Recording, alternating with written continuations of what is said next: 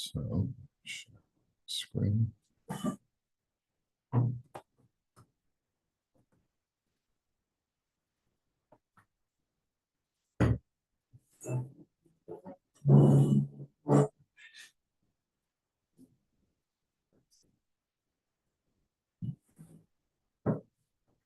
Okay, so we're trying to understand this principle.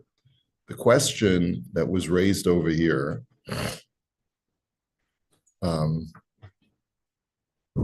we're letting go of our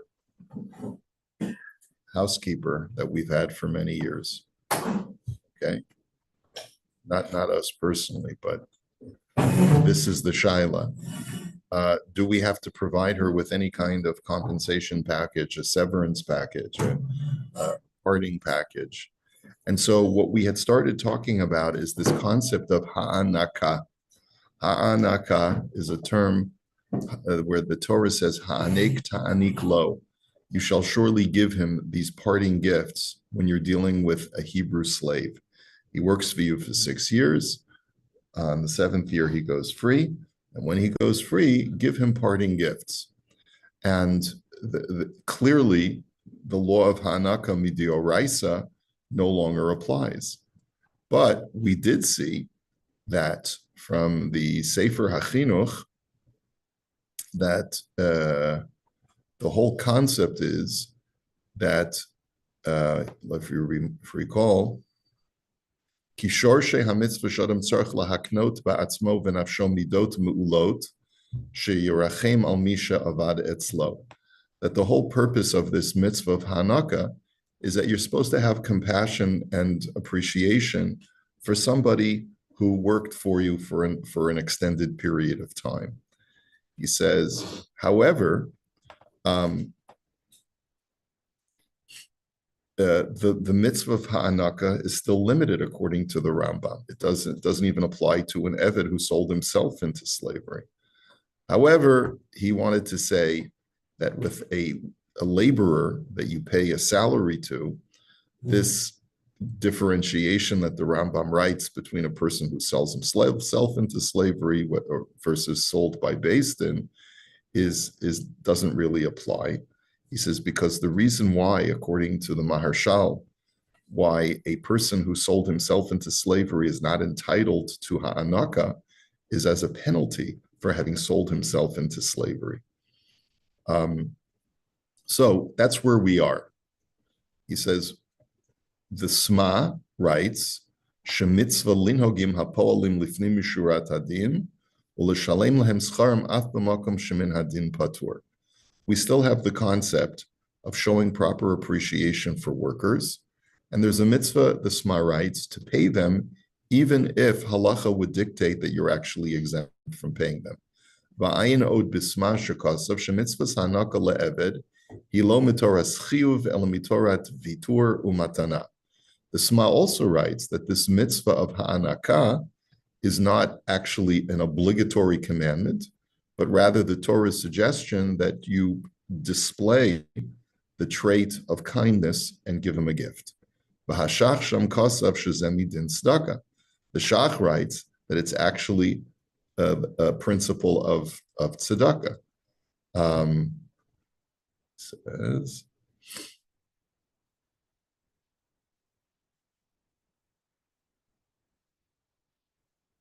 and in the footnote, he says, "Va'ayin od bekihilas Yaakov sheherich bazeh im hanaka le'eved midin chov mamash rak mitzvah." The Stipler deliberates whether ha'anaka is an absolute obligation or rather it's just a mitzvah. Amnam gam al hatzad shezeh mitzvah ba'alma. But even if we were to argue that it's really just a mitzvah that if you do it you get rewarded, but you're not going to get punished if you don't do it. Mikol makom kevin shekachu minhag hamedina. He says, but since there is such a custom where I live, in the society where I live, that after a certain number of years, a person is entitled to some kind of severance package, and people hire themselves out and show loyalty to their employer, knowing that there's going to be some severance at the end,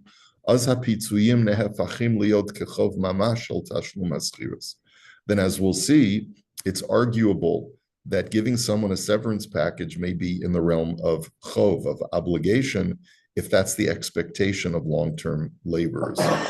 So he says, so therefore Rav Sharaga writes, the kol shekain shebe'inyane yachas ovedu ma'avid. So if the idea is an extension of kindness from the master to the slave, then this kind of kindness would also even more so extend from an employer to an employee. Mishnah Omeres Hakol Keminag Hamadina. The Mishnah says in many places that you follow the custom of the place. Ume'achar sheminag hamadina hu shezakai oved lepitzuyei piturin chodesh echad lechol shana zavoida.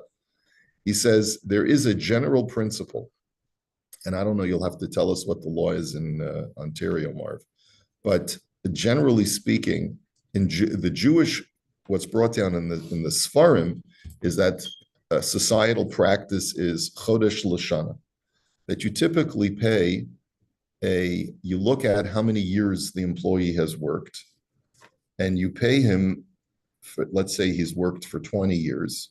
So you give him 20 months salary. You basically give him a severance package of 20 months of compensation. L'chol poel shahaya beino levein ma'avido yachas ovedu ma'avid ve'eved lepacho shana echas. And you give that to every worker between the employee and the employer, where there was that employer-employee relationship. And even though sometimes they do less than that, but it's certainly no less than a year. The hamavid piter et ha'oved o shahita hara'a muchashit b'tanai ha'oved kagon hafchatat schar o nesibot acherot shebiyachasei ha'avoda legabe oto ha'oved. He says, so in a situation where the employer dismisses the worker, or there was some kind of, I think he's talking about like constructive dismissal, what they call is, let's say there's a lowering of some kind of reduction of the quality of the workplace for the employee. Let's say he gets a reduction in salary, or other reasons should be yachasei ha'avoda legabe oto ha'aved v'haminag hazeh yitkabel be'eretz Yisrael. He says,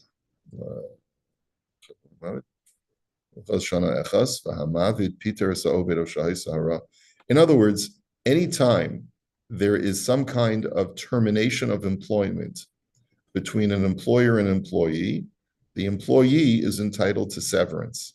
Whether it's because, and that's lepachos shana echas, whenever there was an employer-employee relationship for at least a year, and the employer had to let the worker go, or if there was some kind of reduction in the quality of work, let's say he couldn't afford to pay him the same amount, or other reasons why the worker has reason to leave, then there was always this idea of chodesh l'shana, this idea of what you pay him the number of years for that number of months.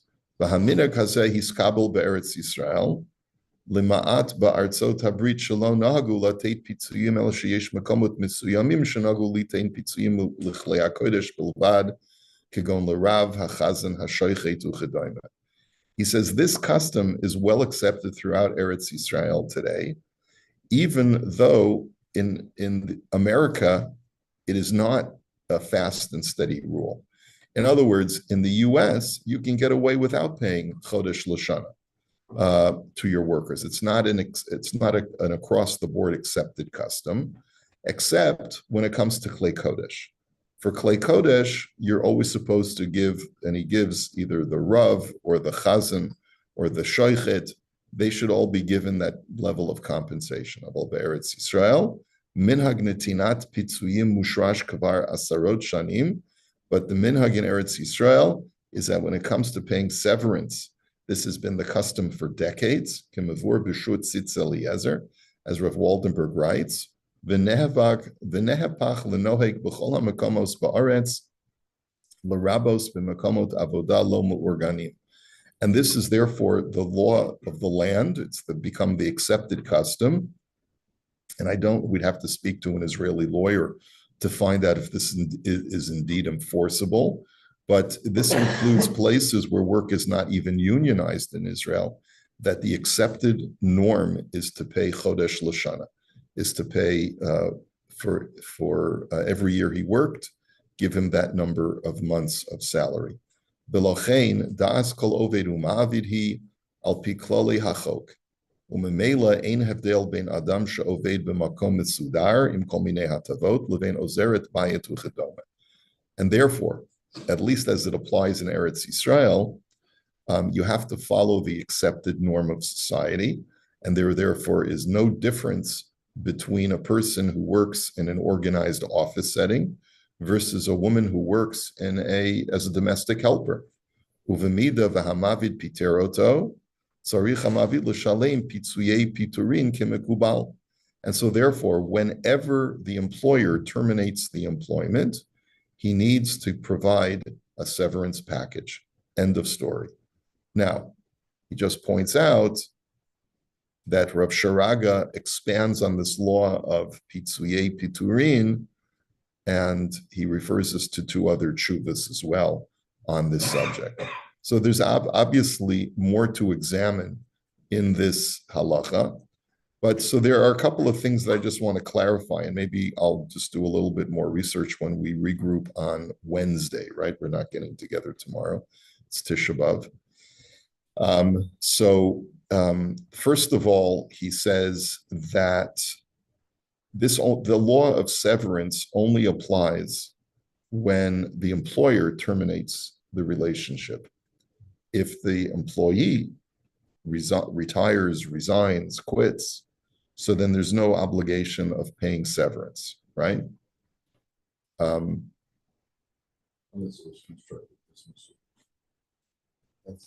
Right, unless it was constructive dismissal, correct, which is what he referred to, where there's been such a reduction in the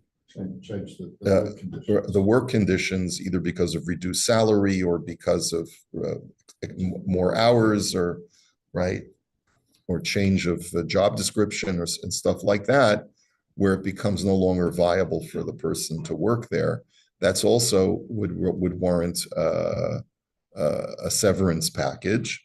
But if now, and he says, in the United States, this is not a fast and steady rule, because severance is not offered to every single employee. It's not an automatic entitlement.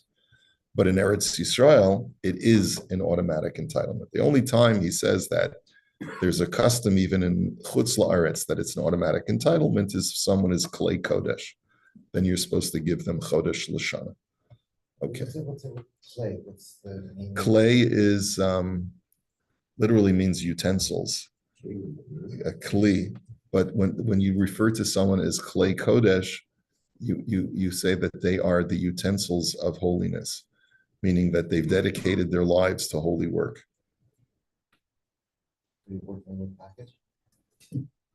Maybe it's time. I don't know. Yeah. So the question is, what is the law in Ontario as far as severance? So let's presume that there's an employer-employee relationship. Is it in a contract we were saying before, once a week or something like that, stuff doesn't apply.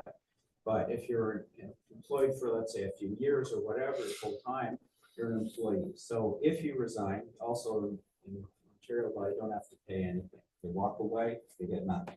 If the employer terminates, you can terminate for two reasons. One is for just cause. So if you have dishonesty and subordination and incompetence, we talked about with the teacher before, if that's true, you don't have to pay them anything either. If it's not for just cause, you just say, we don't want you anymore, your kids are out of the house, whatever, you're gone, then you have the statutory minimum that you have to pay. So there are a few years, probably a week for every year of service. That's probably what it is. But on top of that, the law implies a term in every contract, unless it's stipulated otherwise, that you have to give them reasonable notice.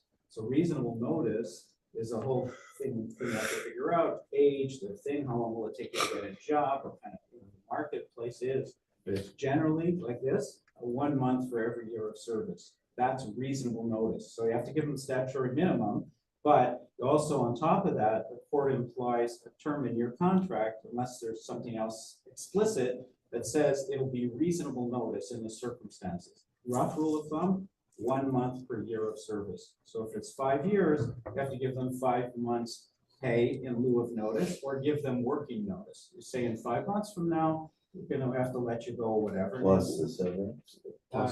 Yeah. So you can work it off, but that's usually no good because then they don't work very well. They work to rule, right? That's the, right? They'll just hang around and do whatever. So normally the Shuffle practice papers, is- yeah. Yeah, his practice is pay them, goodbye, whatever, we're all good. Now the cap is generally about a year, 12 months, about a year. There have been some cases that are 24 months, or whatever, but it's generally up to about a year. So that's kind of. I just had one that had to pay 18 months. Severance. A guy was working for you for The lady 18 worked- years. No, the lady worked for me from 2006 until 6 months ago. And she just wasn't good anymore. She had her skill set. She was in her early 70s. She was declining. And I couldn't have it. And I had to pay, I paid her 18 months. She's gone. But I'm still paying her for a year and a half. Wow. And her insurance. Wow. But she was a great worker while she was, That's also because of her age. That's correct, because now she Once- can't really once they get get- another, like, they take all once these they things get into 65, consideration. Her lawyer was yeah. like, what you gonna do now? She can't do anything. Yeah. But You can once go they sing get at the church. Once they get You to can do. 65, it becomes a large one. But your comment about the states is correct. I was involved in a wind-up of the states. And basically, it was a unionized manufacturer, and they told the union a month before they were going to close down, 2 weeks before they gave them the notice. And then the workers basically got a shutout, and they were allowed to go at 1 at a time, pick up the goods and leave. And that was a thing. There was a big discussion as to whether they were actually going to pay the portion of the 401k, which I thought was nasty, but they did. There's no. What some employers do is they say, okay, we're gonna give you a year, but you have a duty to try to find a new job. If you find a job in 2 months, Right. we're Pay gonna half. fly you back, Right, we and pay half. only pay you the 2 or half or something like this, because the idea is we want you to get back into the workforce within the year. If you do, then why should you get double compensation? Double dip, That- that's yeah. in- that's in my Right, agreement. So that they she put finds that a in job. the, they put that in the Uh-huh. agreement. Yeah. Sometimes they just say, forget it, if you want to double dip, go and double dip, we'll pay anyway, isn't there? Interesting. And sometimes the worker takes 6 months off because they know they have a year to Yeah. I would say also in Ontario, they're very much in favor of the employee. It's like a tenant, same thing. They're always in favor of the underdog. Always. Yeah.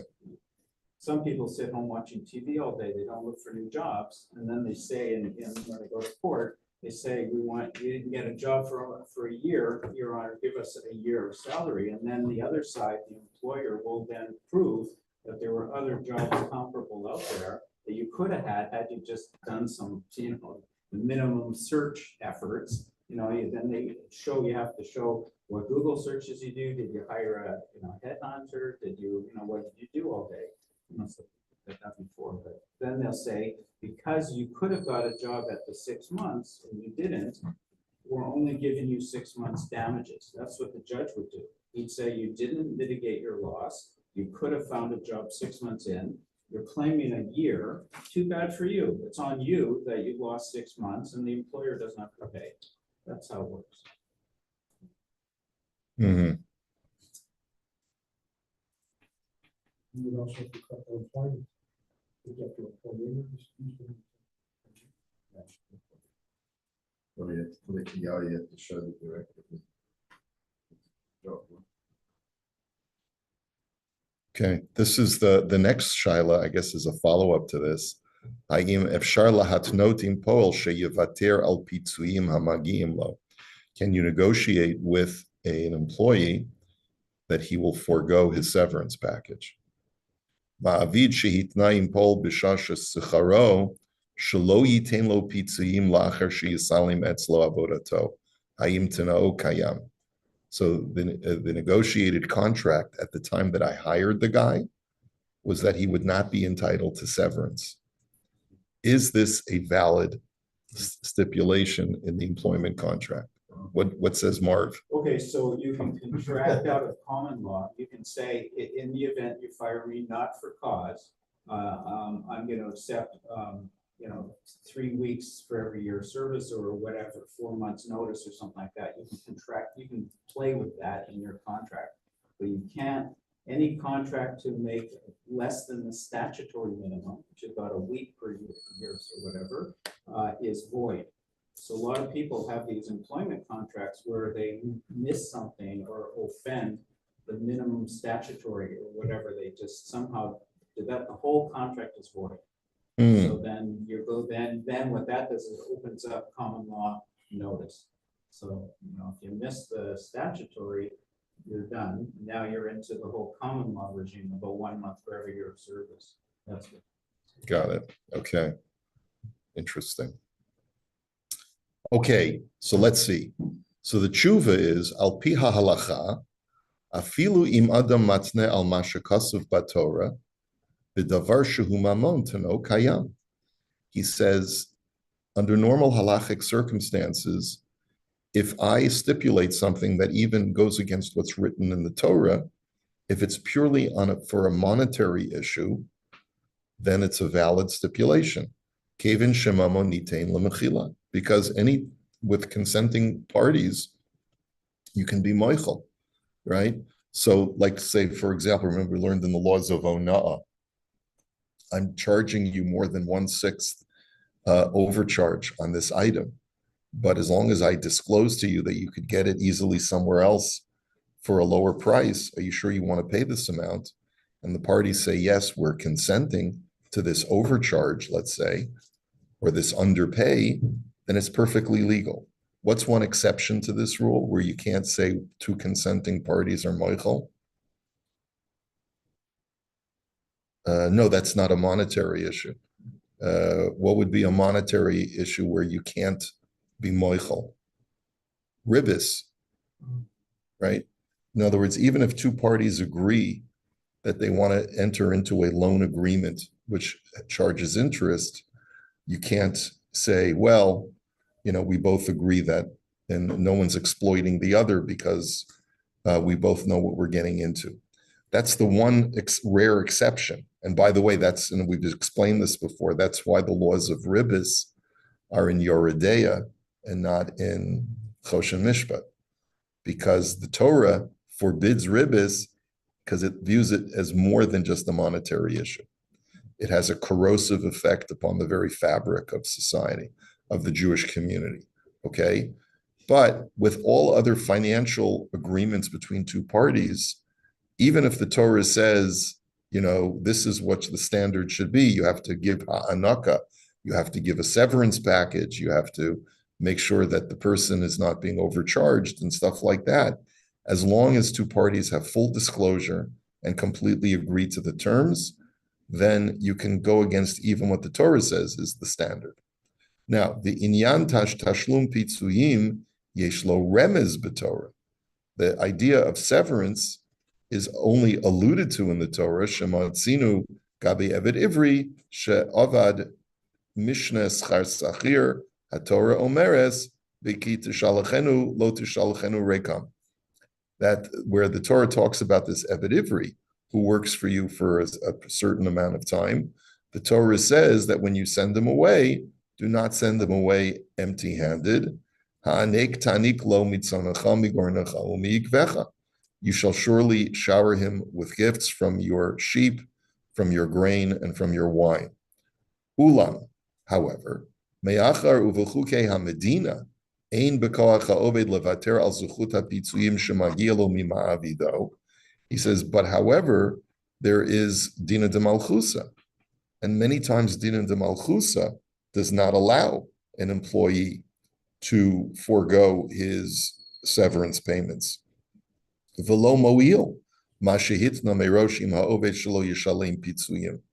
And therefore, it won't help if a person negotiates if two parties negotiate to go against what the Dina de Malchusa is. Like Marv was saying, if it's below the minimum of what the state or the province deems to be proper severance, then it will void the contract. The Hamishna Omeres Bedine Schiris Poyalim Hakol Keminag Hamadina. When it comes to hiring employees, the Mishnah says everything follows the minhag. Imkain lechora I efshar lahatnot kain. And therefore it seems that that would not work. Ve'afal pi sheli inyan dina de malchusa dina kol davar shenoge de dina torasenu hakdoisha. Kosef harashba shezeh bichlal dina de chamsanusa. He says, now we do know that the laws of dina de malchusa dina are limited in their scope.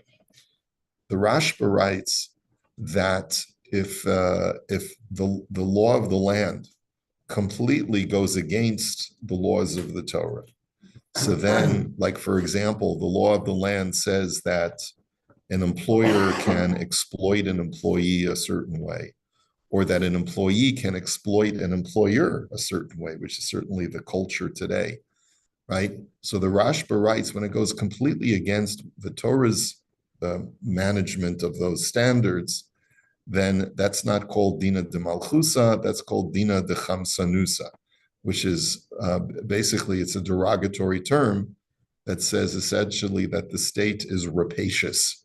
They're trying to grab stuff that people are not entitled to.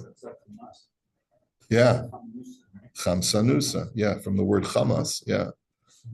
Not chumas, right? Kagon. Less Hamas, more Hamas. Yeah, right. Kagon im hamalchus tachlit shetzrichim latet ribis shu iser gomer.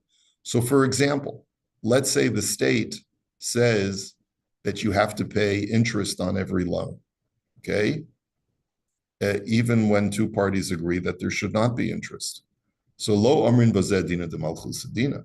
We don't say, well, you have to follow the law of the land. That would be going against the laws, explicit laws of the Torah. Amnam zuchut hapitzuyim lo domen lazeh.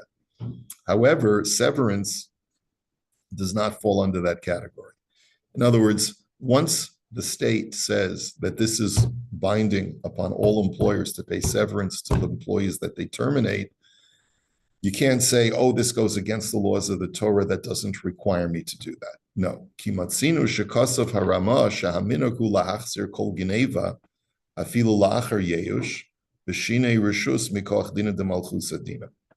We know that there's a law that if a person has stolen, they have to make restitution, right? But what if you find something, a stolen item, and you didn't steal it, but you find it, let's say, on the street?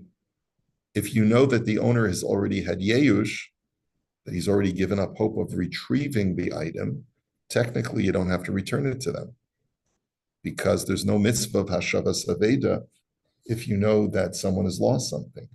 However, the Rama says that Dina de Malchusa requires you to return items that you know have been stolen back to their original owner.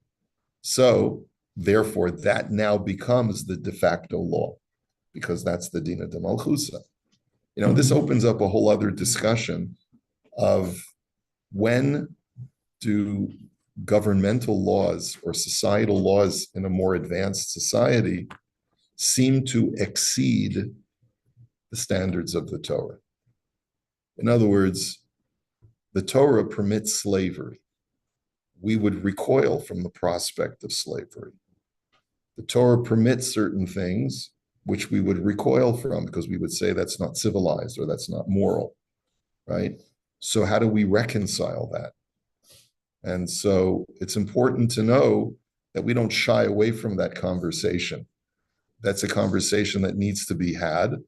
And it definitely seems that the Torah is given at a certain time and at a certain place in human history. And as human beings advance, there's nothing wrong with humanity evolving even beyond the minimum requirements of the Torah. And the halacha basically accepts that and says that many times the Dina de Malchusa will surpass the minimum requirements of the halacha. And you have to abide by the new standards of morality. Not, of course, when they completely go against the Torah, right? Like ribbis or stuff like that. But with certain things, certainly financial issues, you have to abide. Okay, so this is a conversation that we want to continue. We'll, Be'ezras Hashem, continue this on Wednesday. Everyone have a meaningful Tisha B'Av. Let's hope that by tomorrow we're all in Yerushalayim somehow, and the temple is rebuilt, God willing. Take a great day. Yeah, we'll see.